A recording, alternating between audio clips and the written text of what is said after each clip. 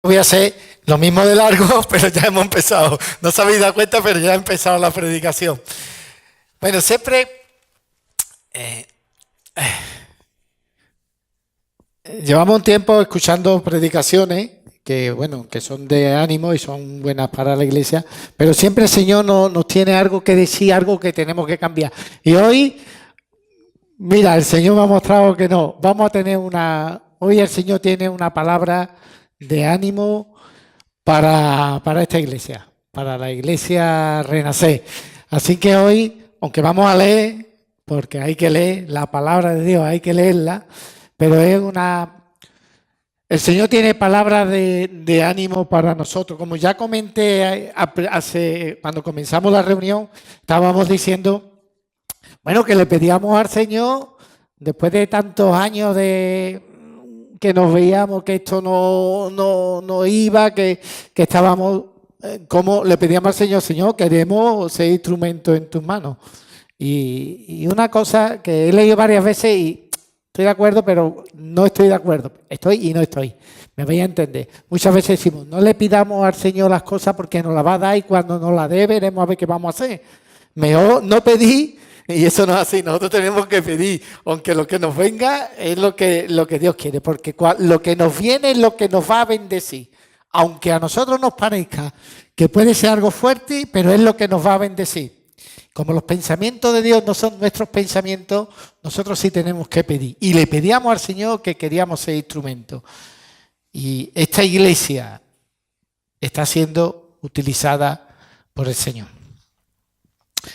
Ya está llegando el tiempo de recoger los frutos de tantos años, pidiendo de tantos años, estamos recibiendo los frutos y nos quedan muchos más frutos. Esta es una iglesia, yo me siento orgulloso, pero yo creo que nuestro Señor también está orgulloso de nosotros, porque aún habiendo pasado tantas cosas como hemos pasado, aún tanto, aquí seguimos. Y el deseo de nuestro corazón es servir al Señor con todo nuestro corazón, con toda nuestra alma, con todo nuestro cuerpo y con todo nuestro ser. Y esta iglesia lo está haciendo y lo vamos a seguir haciendo. Dice en Lucas capítulo 10, versículo 27 al 29.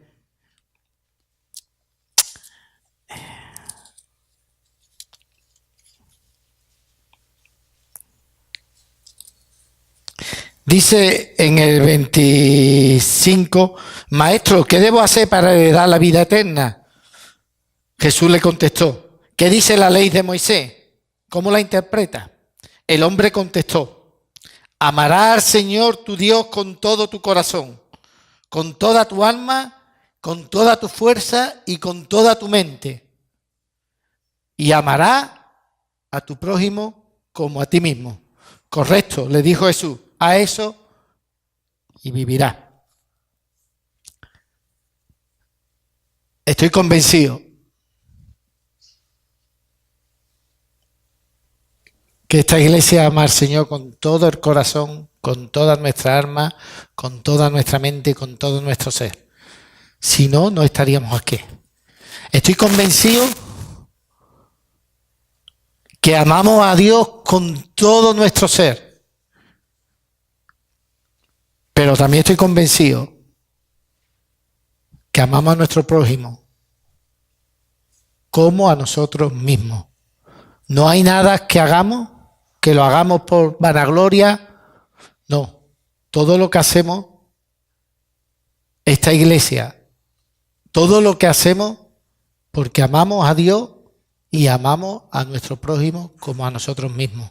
Eso no se nos olvide nunca. Eso quiero recalcarlo. Nosotros amamos a nuestros hermanos como nos amamos a nosotros mismos.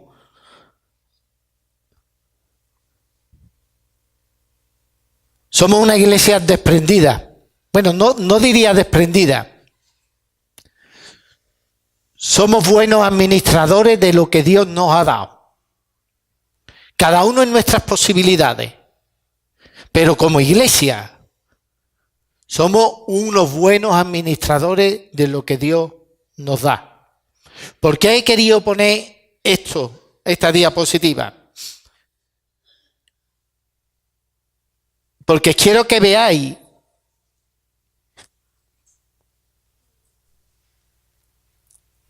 que todo lo que nosotros tenemos no es nuestro. Quiero que veáis que amamos a nuestro prójimo o a nuestro hermano, o vamos a poner, a mí me gusta hacer las palabras nuevas, ¿vale? Hermano prójimo o prójimo hermano, para que sepamos de qué estamos hablando. Amamos a nuestro hermano aún sin haberlo visto, como nos amamos a nosotros mismos. Es una iglesia desprendida porque lo que tenemos, lo que Dios nos ha dado a nosotros, nosotros queremos que lo tengan los demás también. Y si Dios nos está bendiciendo a nosotros, a esta iglesia, nosotros queremos que nuestros hermanos también sean bendecidos. Lo que tenemos no es nuestro. Nada de lo que tenemos aquí. Tenemos un templo muy bonito, pero no es nuestro tampoco. El Señor nos lo ha dado para que lo administremos. Y quiero que sepamos, o que sepáis, que sois buenos administradores.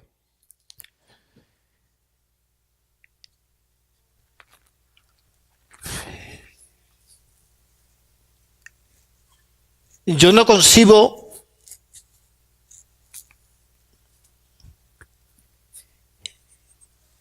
que ninguno de los que estamos aquí, sabiendo que un hermano esté cerca o esté lejos, está sufriendo, pasemos de esto. Yo creo que no. Dentro de nuestras posibilidades, intentamos ayudar a todo lo que el Señor nos pone.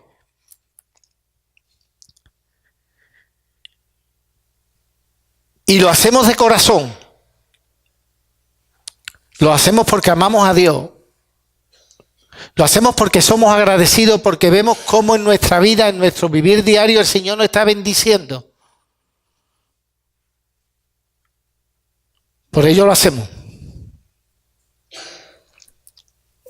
Quería dejar esto porque el mensaje que traigo hoy está muy relacionado con todo esto.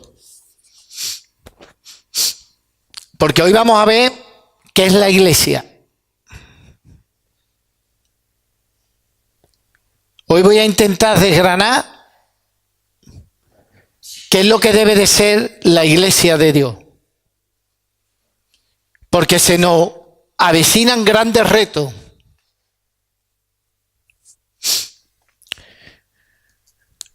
Porque lo que está por entrar por estas puertas van a ser grandes retos para nosotros.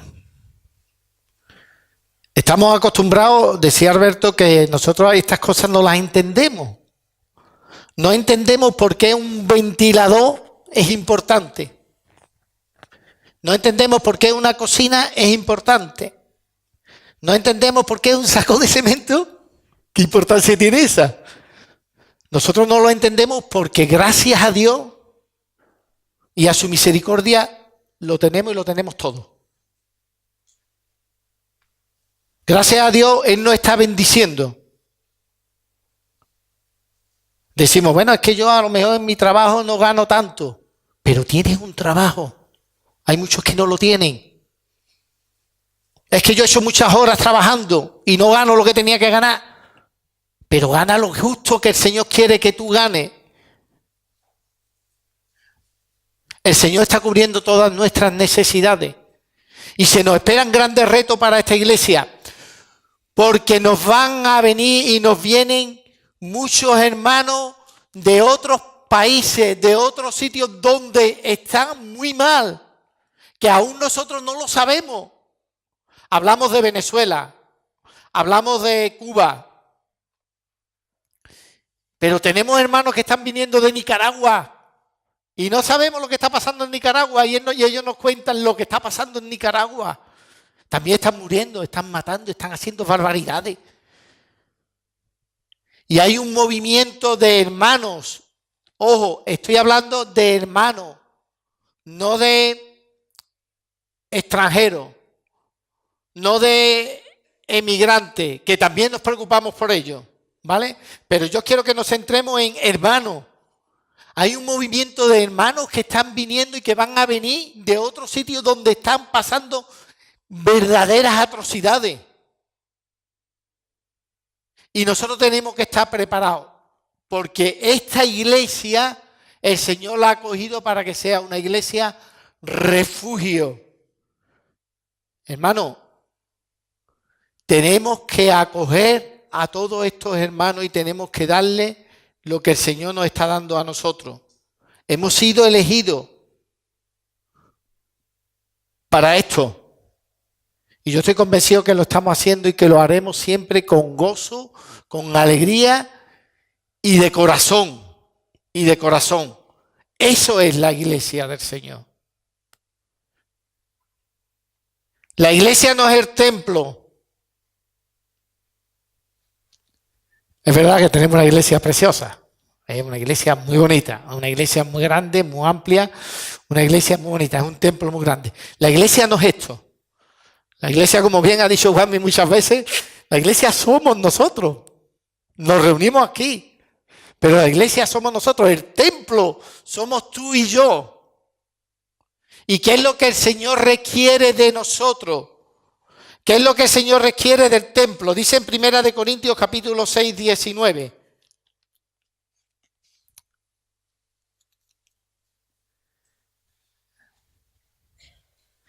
Decía Pablo, ¿no se dan cuenta de que su cuerpo es el templo del Espíritu Santo, quien vive en ustedes y le fue dado por Dios?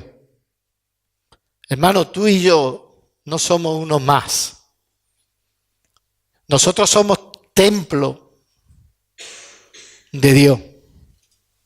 El Espíritu Santo vive y mora en nosotros. Por lo tanto, como el Espíritu Santo vive y mora en nosotros, hará con nosotros lo que Él quiera hacer. Aunque no lo entendamos, aunque no lo comprendamos, el Espíritu Santo hará de nosotros lo que Él quiera hacer. Tú y yo somos templos del Espíritu Santo. La iglesia no son estas cuatro paredes. Este es el lugar donde se reúne la iglesia. Tú y yo somos el verdadero templo del Espíritu Santo y de Dios. Estoy repitiendo tanto templo porque ahora vamos a ver por qué, ¿vale? Quiero que comprendamos esto. Tú eres templo del Espíritu Santo. Donde quiera que te encuentres y en la circunstancia que te encuentres, tú eres templo del Espíritu Santo. Y como tú eres templo del Espíritu Santo y vive el Espíritu Santo y Dios vive en mí, porque yo lo he decidido y yo quiero que eso sea, el Espíritu Santo hará y obrará con nosotros lo que Él quiera. Y nos quedan por ver muchas más maravillas de lo que estamos viendo. Porque nosotros le hemos dicho a Dios que queremos ser instrumentos en sus manos. Y como nosotros somos templo del Espíritu Santo, el Espíritu Santo va a obrar a través de nosotros. Y va a hacer cosas que aún no la vamos a ver, aún no la vamos a comprender. No importa, pero Él va a obrar contigo y conmigo y con esta iglesia. Hay un texto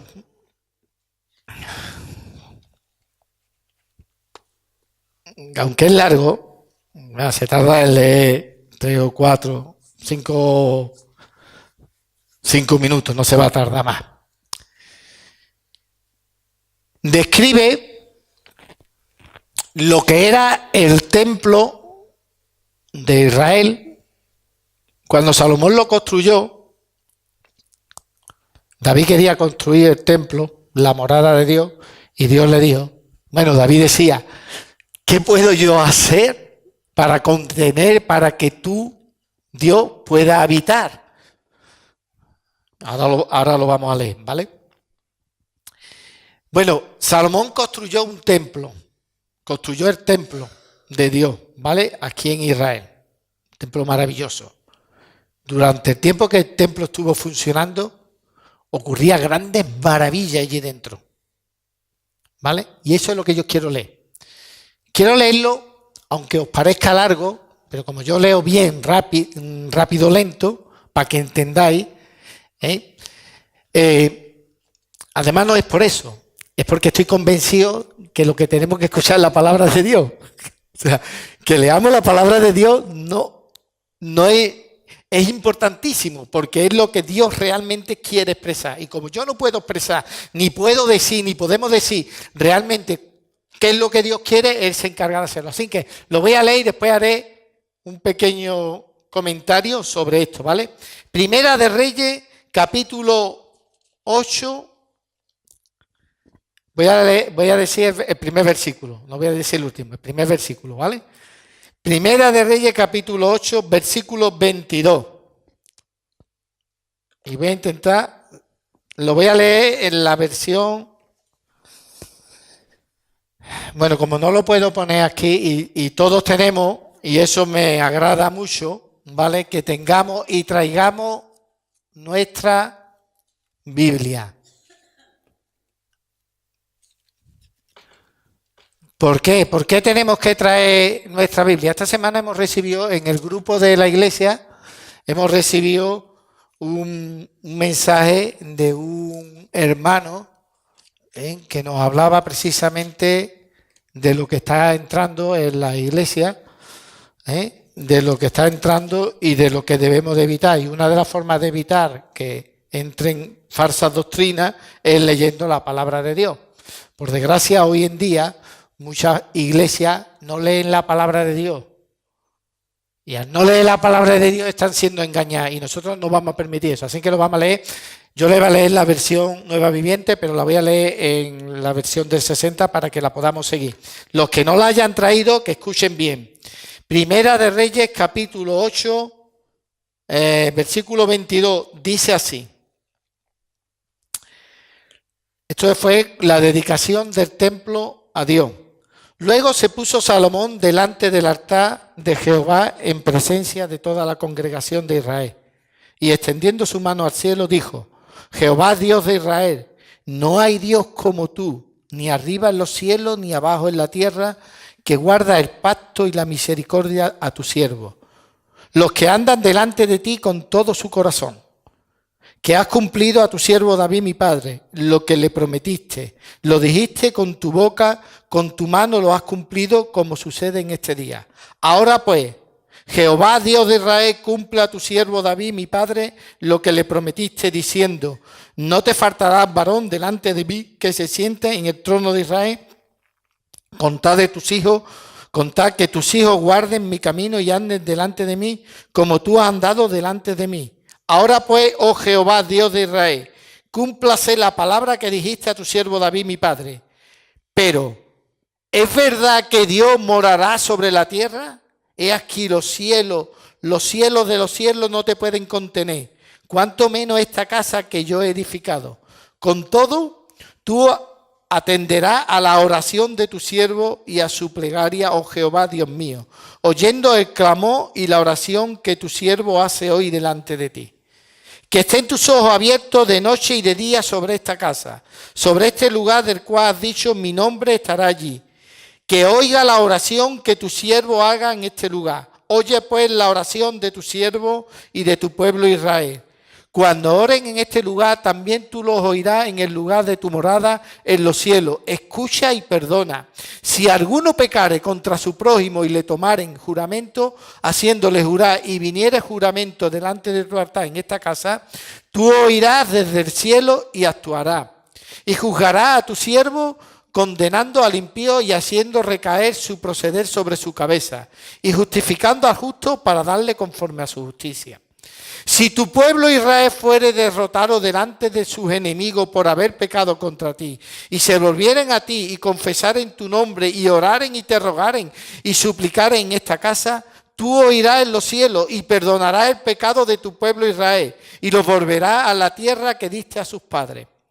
Si el cielo se cerrare y no lloviere por haber ellos pecado contra ti, y te rogaren en este lugar, y confesaren tu nombre y se volvieren del pecado cuando los afligiere, tú oirás en los cielos y perdonarás el pecado de tu siervo y de tu pueblo Israel, enseñándole el buen camino en que ande, y darás lluvia sobre tu tierra, la cual diste a tu pueblo por heredad. Si en la tierra hubiere hambre, pestilencia, tizoncillo, anublo, langosta o purgón, si sus enemigos la sitiaren en la tierra en donde habiten, cualquier plaga o enfermedad que sea, tu oración, toda oración y toda súplica que hiciere cualquier hombre o todo tu pueblo Israel, cuando cualquiera sintiere la plaga en su corazón y extendiere su mano a esta casa, tú oirás en los cielos, en el lugar de tu morada, y perdonarás y actuarás, y darás a cada uno conforme a sus caminos, cuyo corazón tú conoces, porque solo tú conoces el corazón de todos los hijos de los hombres, para que te teman todos los días que vivan sobre la tierra que tú diste a nuestros padres. Asimismo, el extranjero que no es de tu pueblo, Israel, que viniere de lejanas tierras a causa de tu nombre, pues oirán de tu gran nombre en tu mano fuerte y tu brazo extendido, y viniere a orar a esta casa, tú oirás en los cielos, en el lugar de tu morada, y hará conforme a todo aquello por lo cual el extranjero hubiere clamado a ti, para que todos los pueblos de la tierra conozcan tu nombre y te teman como tu pueblo Israel, y entiendan que tu nombre es invocado sobre esta casa que yo edifiqué. Si tu pueblo saliere en batalla contra su enemigo por el camino que tú le mandes, y oraren a Jehová con el rostro hacia la ciudad que tú eligiste y hacia la casa que yo edifiqué a tu nombre, tú oirás en los cielos sus oraciones y súplicas y le harás justicia. Si pecaren contra ti, porque no hay hombre que no peque, y estuvieres airados contra ellos y los entregares delante del enemigo para que los cautive y lleve a tierra enemiga, o sea lejos, cerca ellos, y ellos volvieren en sí de la tierra donde fueren cautivos, si se convirtiere y oraren a ti en la tierra en los que los cautivaron y dijeren, pecamos, hemos hecho lo malo, hemos cometido impiedad, y si se convirtieren a ti de todo su corazón y de toda su alma en la tierra de sus enemigos que hubieses llevado cautivo, y oraren a ti con el rostro hacia tu tierra que tú diste a sus padres y hacia la ciudad que tú elegiste y la casa que yo he edificado a tu nombre, tú oirás en los cielos, en el lugar de tu morada, su oración y su súplica, y le harás justicia. Y perdonarás a tu pueblo que había pecado contra ti, y todas sus infracciones con que hayan rebelado contra ti, y harás que tengan de ellos misericordia a los que hubiesen llevado cautivos. Porque ellos son tu pueblo y tu heredad, el cual tú sacaste de Egipto, de en medio del horno de hierro. Estén pues atentos tus ojos a la oración de tu siervo y a la plegaria de tu pueblo, para oírlo en todo aquello por lo cual te invocaren. Porque tú lo apartaste para ti como heredad tuya de entre todos los pueblos de la tierra, como lo dijiste por medio de Moisés tu siervo, cuando sacaste a nuestros padres de Egipto, oh Señor Jehová. Cuando acabó Salomón de hacer a Jehová toda esta oración y súplica, se levantó de estar de rodillas delante del altar de Jehová con sus manos extendidas. Hasta aquí. Ha sido larguita, ¿verdad?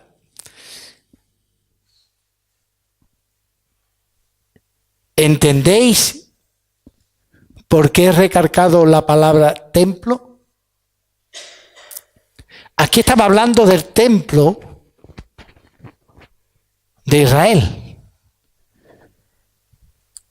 Y fíjate todo lo que ocurría en el templo. Dice que en el templo,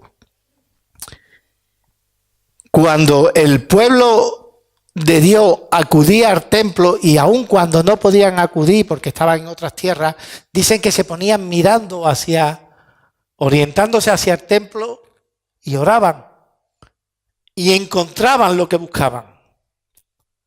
Cuando el pueblo de Dios acudía al templo, dice que en el templo encontraba, primero, justicia, cuando eran acusados injustamente. Cuando había sequía y no había alimento, el Señor les proveía. Cuando había desastres naturales, terremotos, huracanes o cualquier cosa, recibían ayuda. Cuando acudían al pueblo, cuando acudían al templo o cuando lo hacían desde el lugar que fuesen, oraban a Dios y Dios les proveía y les ayudaba.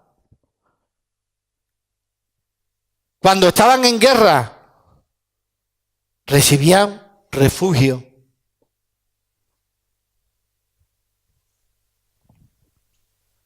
¿Cuántos hermanos nuestros están necesitados hoy en día de refugio?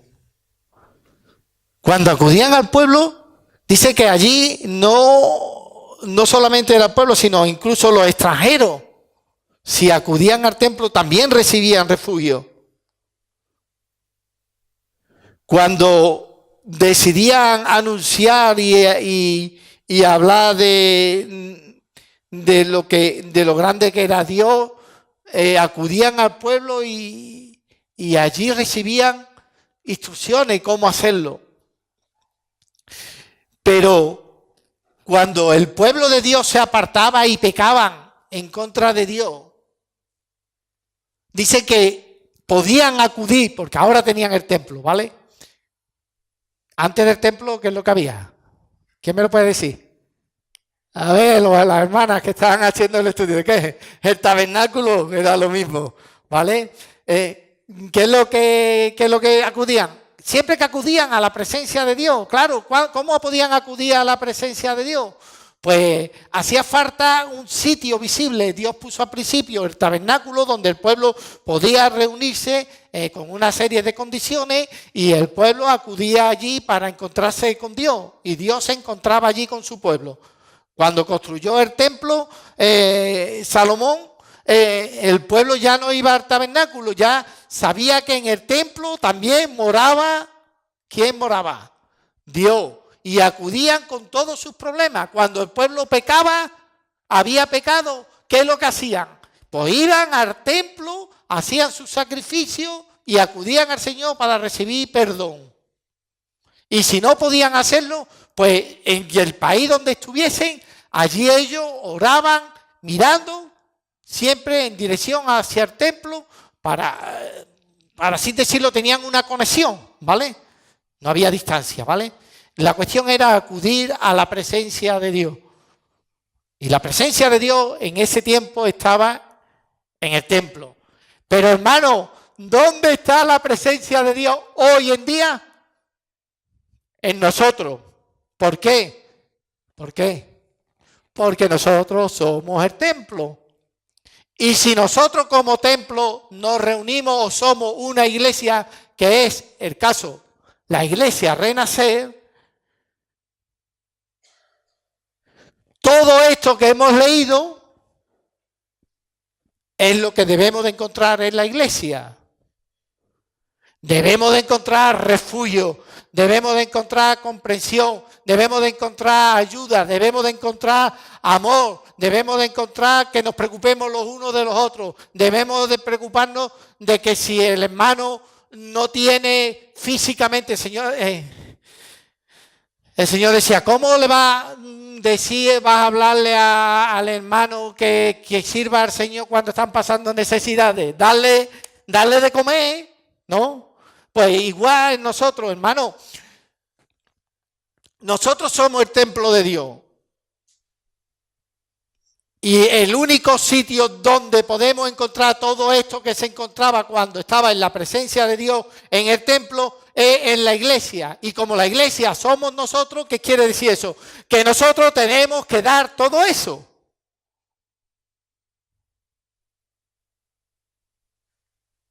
Individualmente y como iglesia. Cualquiera que entre, cualquiera que el Señor ponga en su corazón buscar al Señor, no lo va a mandar a ningún lado. Cuando el Señor toca un corazón, sea de donde sea, esté donde esté, lo va a mandar a que busque ¿qué? Su presencia. Y no lo va a mandar ahí al lado, al kiosquillo. No. Nos lo va a mandar a nosotros. Porque nosotros somos el templo. ¿Cómo van a ver si no hablamos? ¿Cómo van a saber de Dios si no hablamos de Dios? ¿Por qué? Porque Dios mora en nosotros y nosotros somos el templo. Decía Salomón, ¿cómo voy a hacer yo un lugar que te pueda concentrar a ti, oh Dios, y que tú puedas? Si es imposible, si la naturaleza misma no puede. Pues fíjate que Dios lo encontró. Fíjate que Dios lo encontró. Porque tú, y tú, y tú, y tú, y tú, y yo, somos morada de Dios. Y si el pueblo de Dios era llamado aquí a buscar en el templo todas estas cosas, eso quiere decir que nosotros que le hemos pedido a Dios incluso que queremos ser su instrumento, Él va a mandar muchas situaciones que nosotros tendremos que acudir. No sabemos cómo. Yo no lo sé. ¿Dentro de nuestras posibilidades? Sí. Pero cuando es lo imposible es cuando obra Dios. Hermano, nosotros somos muy importantes. Bueno, todavía tengo 5 minutos. Porque nos dice. Yo estoy aquí, yo lo cojo. Tengo 5 minutos. Porque ¿se habéis dado cuenta cuál era el secreto del que el templo funcionase tan bien? Porque hay un secreto, ¿eh? Porque la gente podía recibir todo eso por un detalle y un secreto. Son 20 y tantos versículos lo que hemos leído. No lo contamos, porque si lo cuento... ¿Sabéis que hay una palabra que aparece 22 veces en esos 20 y tantos versículos? Y es el secreto. Es el secreto para que Dios pueda obrar. Y es el secreto de que el templo tuviese tanto éxito. Y es el secreto de que la iglesia de Dios pueda funcionar como Dios quiere. ¿Se habéis dado cuenta alguno? Venga, que además cuando la diga vaya a decir, ostras, pues es verdad. ¿Qué palabra es? ¿Alguien se ha dado cuenta? ¿Alguien? Oración, ahí está.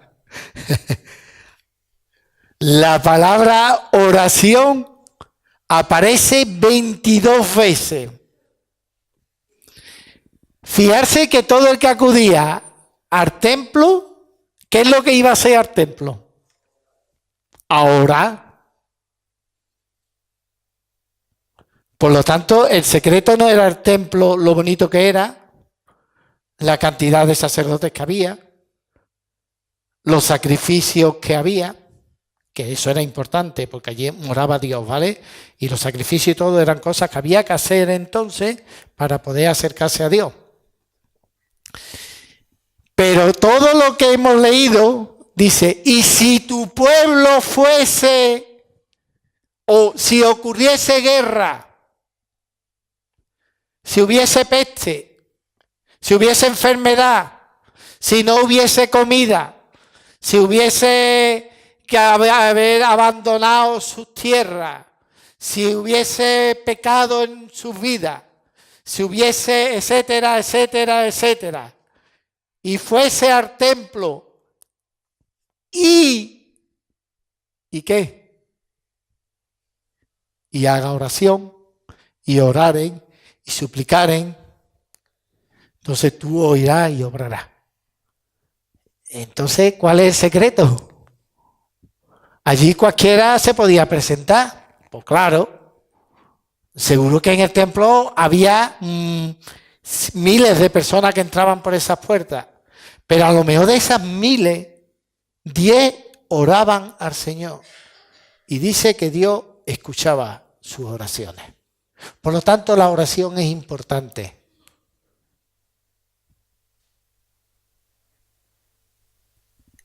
Por lo tanto, la iglesia, nosotros tenemos que orar, personalmente cada uno. Pero la iglesia tiene que orar En la iglesia debe de haber oración. Que no tenemos tiempo, que no tenemos... Mentira, claramente, mentira. En la iglesia tiene que haber oración. Todo el que acuda al templo y a la iglesia de Dios y lo haga en oración, puede estar seguro que Dios lo va a escuchar y va a contestar. Para la oración no hay distancia. Y nosotros lo hemos experimentado. Lo estamos experimentando y lo experimentaremos siempre. No importa dónde te encuentres. No importa que haya miles de kilómetros o metros. Cuando nos unimos en oración, el Señor escucha. Porque para Dios no hay distancia. Y para la oración no existe la distancia. Dios siempre escucha las oraciones. Siempre. No hay ni una oración que se haya perdido. El Señor la ha escuchado. Las contesta. Ahora o en su tiempo. Porque el tiempo de Dios no es nuestro tiempo. Pero sí escucha nuestras oraciones.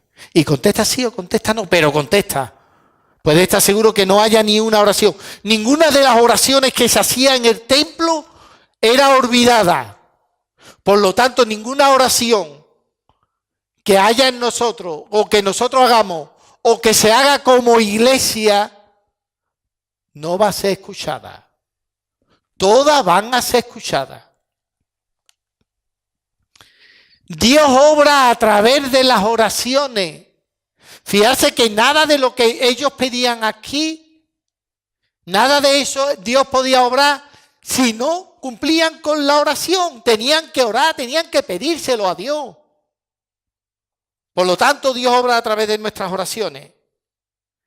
Es que Dios además quiere que le hablemos. La oración es hablar con Dios, con sencillez. Dios quiere que le hablemos. Él quería que su pueblo le hablase, le contase, le dijese, se riese con él, llorase con él, pero que se lo digan a él. Dice que la oración del justo lo puede. Dice que puede mucho. No, la oración del justo lo puede todo. Porque no somos nosotros los que obramos.